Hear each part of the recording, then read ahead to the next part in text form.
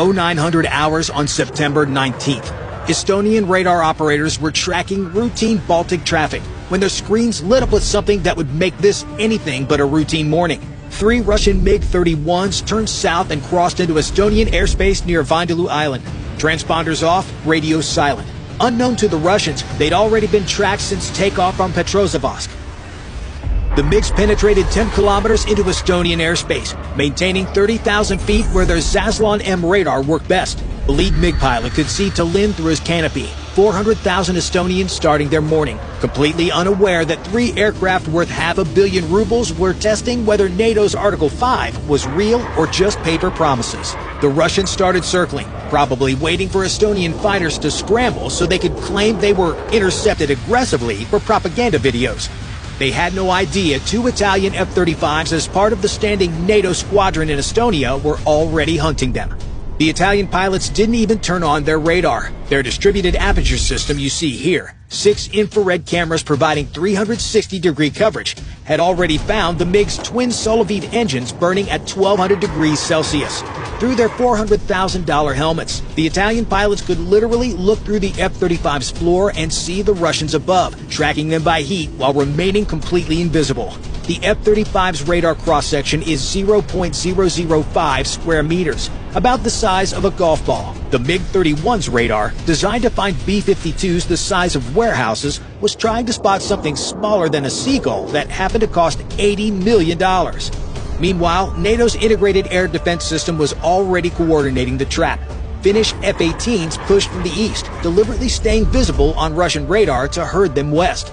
Swedish Gripens waited silently over the Baltic, radars off, getting position updates through Link 16 data link, 128 time slots per second, creating one unified picture across all NATO forces. The Estonian controllers vectored everyone without saying a word over radio.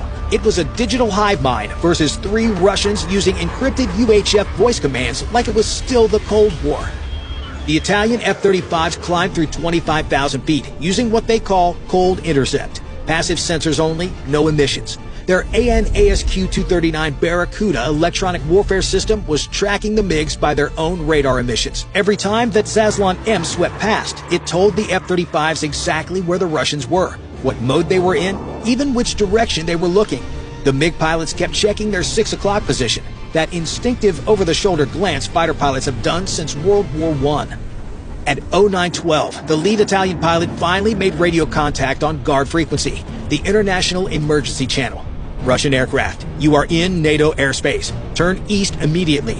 The MiG pilot deflected by saying, "We are currently on a scheduled flight," proving he heard and understood, but kept flying.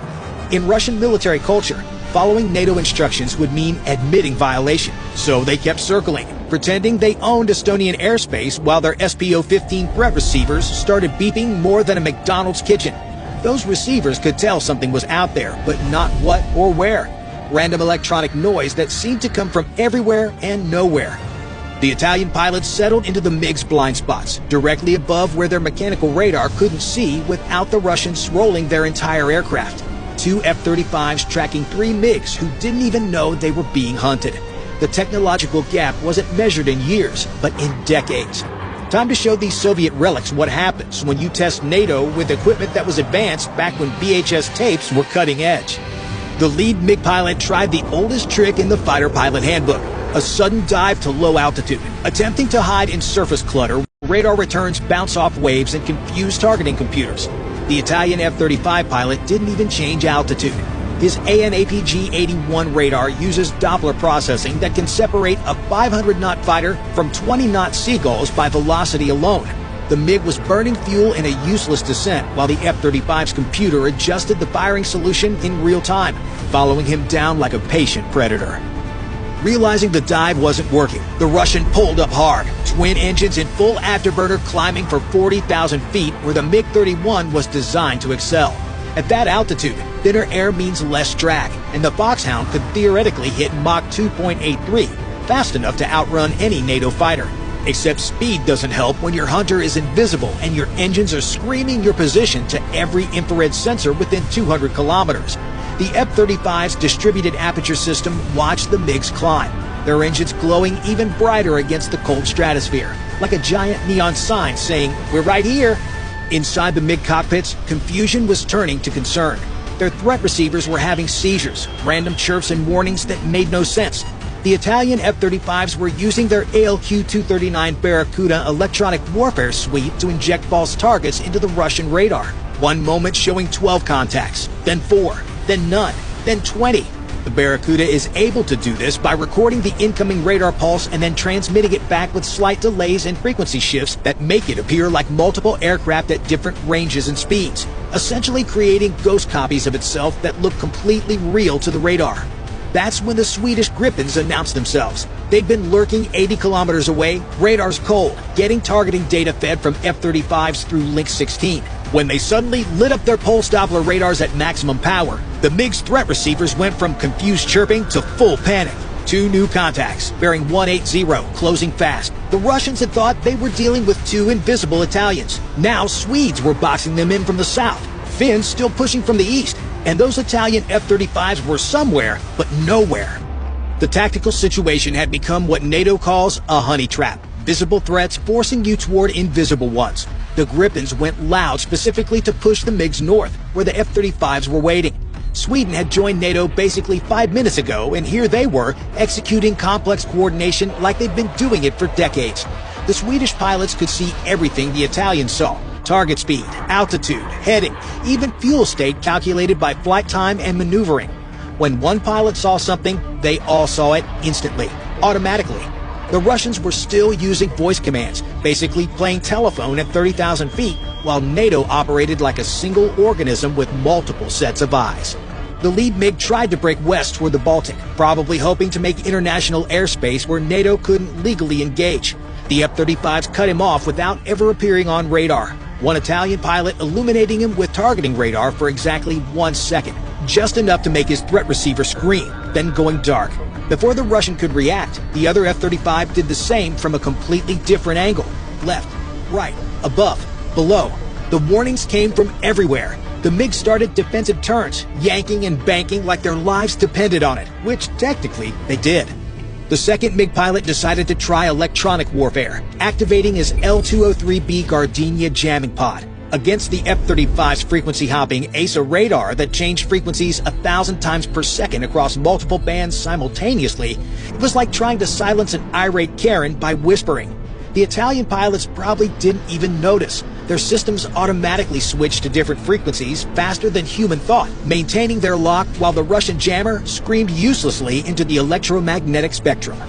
Making matters worse for the Russians was the entire NATO air defense network was now waking up. Polish F-16s were already airborne from Malbork. German Typhoons were launching from Lake. NATO's air command and control system was automatically vectoring them toward the same airspace without anyone requesting backup.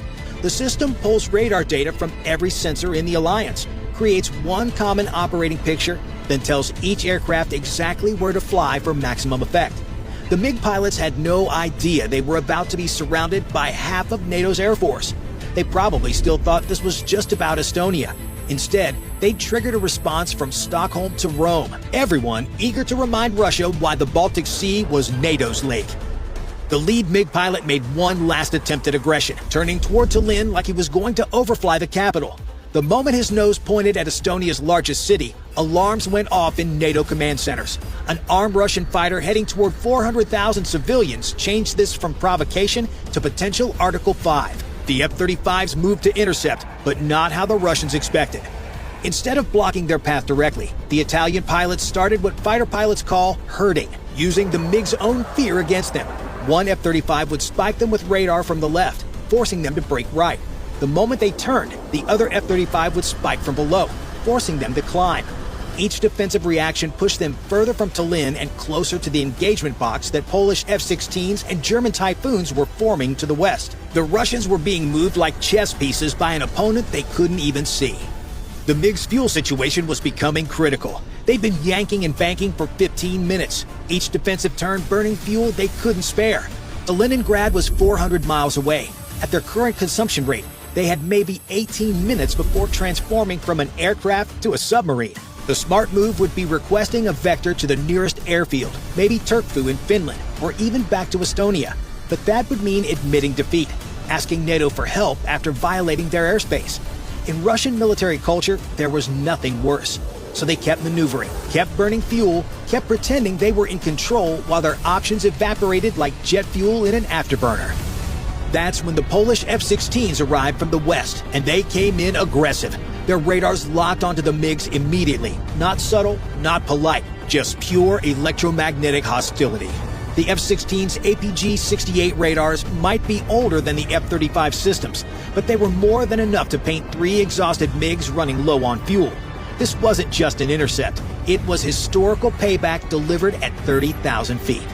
German Typhoons swept in from the south, their Captor E radars representing the best of European engineering. These weren't stealth fighters like the F-35s, but they didn't need to be. The Typhoon was built for one thing: air superiority through overwhelming performance. Twin Eurojet engines producing 40,000 pounds of thrust, super cruise capability without afterburner, and a radar that could track a tennis ball at 100 kilometers. The Germans took position above the MiGs, the ultimate high ground in air combat. If this went kinetic, the Russians would be caught between Poles looking for revenge and Germans with precision weapons. Not a good place to be. The MiGs were now surrounded by 10 NATO fighters from 5 nations. Italian F-35s they couldn't see, Swedish Gripens from the south, Polish F-16s from the west, German Typhoons from above, and Finnish F-18s still pushing from the east. Every escape route led into someone's weapons envelope. Meanwhile, Danish F-16s from Skridstrip reported airborne. Norwegians were spinning up. Even the Dutch were asking if they needed help. NATO was responding like someone had kicked over an anthill. Fighters launching from every base within 500 miles, all converging on 3 Russian jets who were rapidly running out of fuel, options, and dignity. The MiG pilots were realizing fast this fight was turning into an all-you-can-eat Russian buffet, and they were the fresh tray of crab legs. The lead F-35 pilot was done playing. He switched his radar from search to single target track, painting the lead MiG with enough electromagnetic energy to cook a turkey at 30 kilometers. Inside the Russian cockpit, the threat warning system went from concerned chirping to the continuous tone every fighter pilot has nightmares about. It's the sound that means an advanced radar has locked you up, calculated your exact position, velocity, and acceleration, and is feeding that data to missiles that fly at Mach 4. The Italian held the lock for exactly 5 seconds, long enough for the Russian pilot to contemplate his life choices, not long enough to legally justify pulling the trigger. Through his helmet display, the F-35 pilot could see the firing solution